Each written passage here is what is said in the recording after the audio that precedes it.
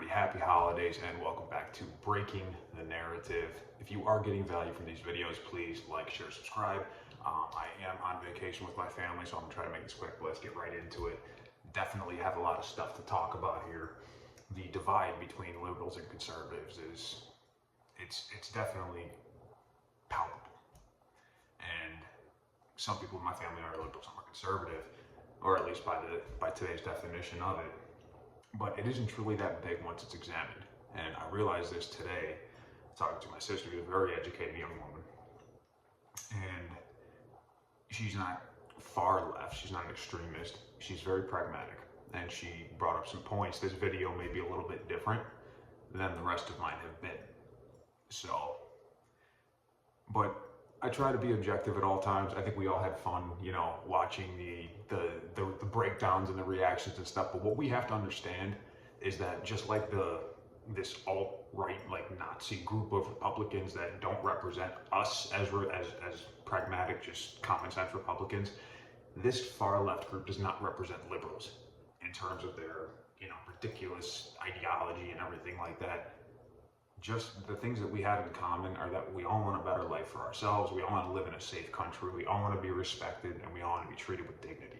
I think everybody can agree on those four fundamental things, and obviously we all want life, we should have free speech, all that stuff. I mean, I can go on and on things we agree on, and that's the things I think we need to be focusing on.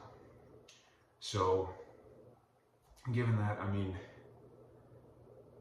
you and I like to think we know the truth, well, they like to think the same.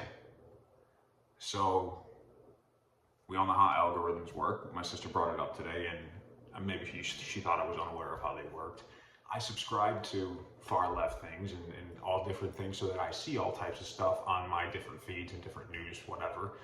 And I'm sure many other people do too, but many people don't, and you have to realize this. So they're only being fed one side of the story, and some of you out there might be only being fed one side of the story too. You've got to always leave room for that. So a lot of times when they don't want to talk about it, it's simply because they think it's too big of a gap to bridge, because there's such a big difference. They see the craziness, that ridiculous sector of the right posts. We see the craziness, the ridiculous sector of the left posts, and we all think that we all lump each other into those categories, and we're all guilty of it. So I have a few propositions on how to stop. So like a good example of this is the very fine people hoax, right? That Obama said. Now, we know that hoax has been debunked. Everybody on the right and left knows that. And he could have picked many other things to discuss during the time he had to endorse his candidate, but he chose not to. Yet, when you speak to most liberals about this, most of them don't know it's been debunked. And that's the crazy part, is that they feel that they know everything that there is to know. They don't need to be told anything else. And it's very difficult to get past that. And it takes patience. Problem is, we feel that way too. So we need to be able to listen as well as discuss. So, and pulling on that, it really does, the algorithm is only showing the narratives that we're prone to. And no matter how much we try to avoid it, and how much I subscribe to left things, and how much, a leftist may subscribe to right things, the fact is, it's smarter, it's in AI, it knows. So it's gonna pull you towards what you like and what you're gonna gravitate towards. Now, Jimmy Kimmel is a great example. Like these Democrats that used to have, he had a pretty shoddy reputation when it came to women, but they seem to have forgotten that now that he's become a Democratic mouthpiece, and they so happen to have the media on their side, so it is a difficult hurdle to overcome. The difference here, fundamentally, that I've seen when talking to these people, is that they are judging somebody solely on their identity politics or on their character. And I don't think that anybody can argue that Trump doesn't have the best character in the world. He's done some questionable things. He said some questionable things at the very least. So they only judge him on that. And they only see people who voted for him as people who believe as he does. Which we all know isn't true, but that's how they see it. Just like we think that everybody who voted for Kamala agrees with every single thing she says, and it's a circle, goes round and round. it just seems we're more willing to overlook those personality traits for who can get the job done best. And I think that's a positive thing. And that is the difference, is they see it as a negative, we see it as positive. I'm really not sure how to bridge that. It's just an observation I made. We see it as a positive that, look, we can look past these slights. Even when the allegations came out about Matt Gaetz, he didn't have to step down. Like, if it was an electoral process, it probably wouldn't have mattered. I mean, there's been talk about exoneration and stuff like that, but even when Trump was a felon or whatever it is that he is now, we still elected him. So it's clear that we really don't care as much about character if somebody claims to be able to get the job done. Now, he needs to deliver on those promises, and from what I see, he is doing absolutely everything he can to make sure that happens. So I can't really say anything bad to that. But I can speak to that difference, that they have an enormous amount of empathy, is what you need to understand about this woke left. And when they get emotional, obviously, we've seen some of the reactions, and they're very visceral, and they're even violent. And that's sad, but that's an emotional reaction. They're human, and I'm sure we've all had one. So I think we've had our fun now. Just like Charles Barkley said it. He said, when you win, you get to say what you want. When you lose, you shut the F up. Well, at this point, I think both sides have said enough. I think it's time for us to be good winners, just like it's time for them to be good losers. I think both sides can play a little part in that, and I think that would just help for a little bit of peace. That's just me. Moving on. That said, we on the right, we talk about the importance of freedom of speech, right? We talk about how important that is. So when Taylor Swift endorses somebody, she has the right to do that. The fact that she was trolled simply for doing it, now I want you guys to note something. From my research, she's the only one who wasn't paid. That was a legitimate endorsement of her feelings. And this is one of the things that my sister brought up to me, and I have to say she's right. Taylor Swift has every right to endorse whoever she wants. We shouldn't hate on her for that.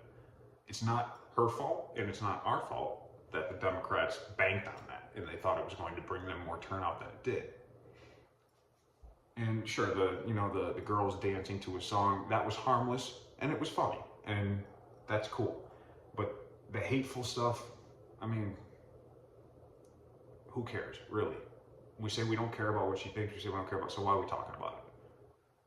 So I say we leave that alone, that kind of thing. And let's remember, like Beyonce, Megan Thee Stallion, Oprah, Eminem, they were all paid for their endorsements. They were all paid to come out and say support Kamala. She wasn't. I think that's important. The point is, we have the right to say what we want and do what we want. So if we want that right, we have to make sure that we extend that right to every person, no matter what their beliefs are. And we're probably going to disagree with them sometimes. Maybe all the time. But we have to afford them that right. All right, moving right on. What, on that track, and going back to a little bit of what we were talking about on the last video, what we don't have the right to do is give biological men the right to use women's bathrooms. Nancy Mace has been very clear on this point, and I do stand behind her. I do think this is a women's rights issue. I think most women would probably agree with Nancy Mace, though they're afraid to say it because there is still that societal pressure to conform. Now, do not mistake this. We should not be treating these people any differently. If this senator wants to present as a woman, then call her she. I mean, respect that. The line has to be drawn somewhere, is what Nancy Mace is saying. And I think the bathrooms is a good place to draw it. Just, this is a biological thing. It's science. It's not personal. We can still address this person as she. Her name is Sarah McBride, and she seems like a very capable candidate to do her job. So I don't see a problem there, and I don't really think this candidate cares whether or not she can use the bathroom.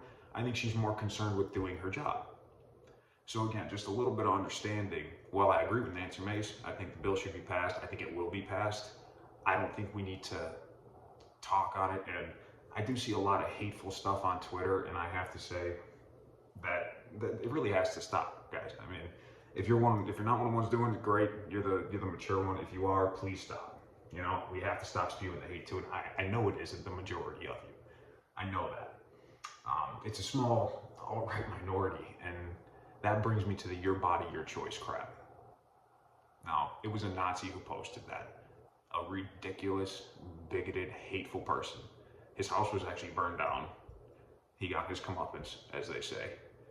And he does not represent what we voted for as Republicans. So if you ever hear somebody say that to a woman, you should defend her. That is something that is crossing the line.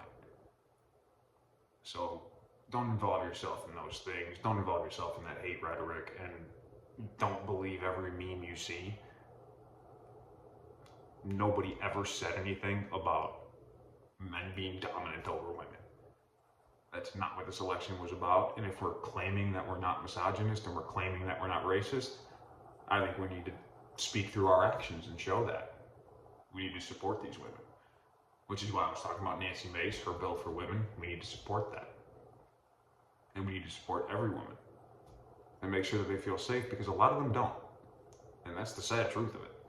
And I've heard that not just from women, just from strangers. They don't feel safe. And that's not fair. Everybody should feel safe at home. All right, guys, we're coming to an end here. And it's kind of just like there's this perception that they blame us for everything that happened in the election, men, right? But they don't. Most women don't feel that way. So those men who have this animosity now towards women and are doing all this hateful stuff and saying all these hateful things is very ignorant, quite frankly. And it's making the rest of the Republican Party look bad. So on a lighter and more entertaining note, I'll end with this. Rachel Maddow did break down in tears when she saw a meme of Elon Musk, who is trying to resist the temptation to buy MSNBC. It certainly was an adult-themed meme, but they did show it on MSNBC, so it wasn't, it wasn't like anything was shown.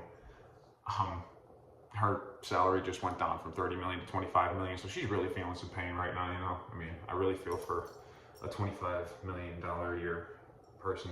Anyway, if Elon did buy it, I think they'd clean house, and they're all worried about that because he said the same thing about Twitter. He went and posted a little thing and said, oh, he'll never buy it. It's too expensive. He spent $44 billion on that. And MSNBC's valuation right now is currently less than 500 million. They've lost so much subscribership. People don't believe them anymore. Especially if Scarborough goes to Mar-a-Lago, but you know what? Everybody's bashing him for that. That's what we need to see more of. We need to see more of reaching across the aisle. And whatever it is he said before, this is a political campaign. People are going to say things. It's going to happen. So I'll end with this. Everybody's going to have their views. You're going to have yours. We all have the right to it. So respect that right. Respect that right, no matter if they disagree with you, if they don't, if they're yelling at you, if they're not. It doesn't matter. Be the bigger person. Be the example. Let's not become the party of hate and of divisiveness, as I think this woke movement is really well-intentioned, but it became divisive and it ended up shunning people and dividing people. We don't want to do that now. So let's not be that. Let's not be that movement. Let's be the anti-divisiveness movement. Let's be the solidarity movement. Let's bring a movement that brings Americans back together. So I'll end with that, and I'll end with a happy Thanksgiving to everybody. I don't know if I'm posting another video before the end of the holiday, so God bless you. Happy Thanksgiving. I hope you all are with your families and you are not listening to that crazy psychiatrist on The View. Go spend the time with your families. Enjoy this, and have a happy holiday.